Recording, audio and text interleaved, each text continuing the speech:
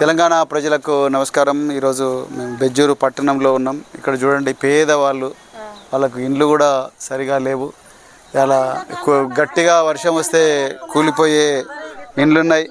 మరి ఇక్కడ వీళ్ళందరూ కూడా రెక్కాడితే డొక్కాడని కుటుంబాల నుంచి వచ్చిండ్రు.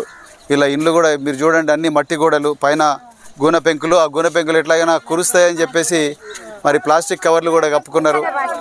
సో వాళ్ళ పరిస్థితి ఘోరంగా ఉన్నది. అందుకొరకు మరి నేను ఇలా జిల్లా కలెక్టర్ గారిని, అదేవిధంగా మరి ముఖ్యమంత్రి గారిని ఒకసారి రేవంత్ రెడ్డి గారు దయచేసి చూడండి, అందరికీ మీలాగా బంగ్లాల్లో నివసించే యోగ్యం లేదు. అందుకొరకు మీరు కొంత పెద్ద మనసుతోనైనా కూడా ఈ ప్రజలందరికీ కూడా దాదాపు ఒక ఎన్ని ఇండ్లు ఉంటాయి ఇక్కడ? 20 ఇండ్లు ఉంటాయా, 30 ఇండ్లు ఉంటాయా, 60-70 ఇండ్లు ఉంటాయి. ఒక ప్రత్యేక పద్ధతి, ఎందుకంటే ఇది ఈ రాష్ట్రానికి చివరి గ్రామం, ఇది ఈ చివరి మండలం పక్కన మహారాష్ట్ర ఉన్నది. అందుకొరకు మీరు దయచేసి కొంత పెద్ద మనసుతోని వీళ్ళందరికీ కూడా ఒక స్పెషల్ అలాట్మెంట్ చేసి వీళ్ళందరికీ కూడా ఇండ్లు ఇవ్వాల్సిందిగా మరొకసారి నేను కోరుకుంటున్నా.